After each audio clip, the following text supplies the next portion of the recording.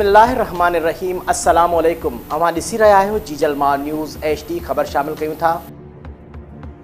भिरिया सिटी शाह मोहल्ले जे रहवासी मोहम्मद मुनीर आरही, मोहम्मद यासीन आरही ऐं ॿियनि भिरिया सिटी प्रेस क्लब में प्रेस कॉन्फ्रेंस कंदे चयो त असां 2 साल अॻु 4 एकड़ ज़रई ज़मीन पंहिंजे भाउ अमीन आरही खां 15 सालनि लाइ मुकाते ते वरिती आहे, जंहिंजी एग्रीमेंट असां वटि मौजूदु आहे। पर हाणे अमीन आरही एग्रीमेंट तां फिरी वियो आहे ऐं ज़मीन ते कब्ज़ो करणु चाहे थो। हथियारबंद घुराए वरिता आहिनि ऐं ज़मीन ते कब्ज़ो करणु चाहे थो। हुननि चयो त उन ख़िलाफ़ु नौशरो फिरोज़ कोर्ट में मामले जो केस दाख़िल पिणु थियल आहे।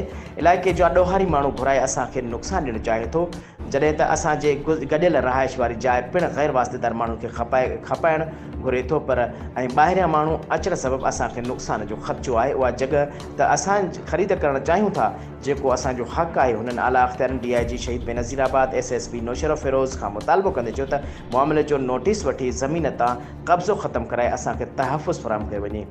Report Mansoor Malik, bureau chief.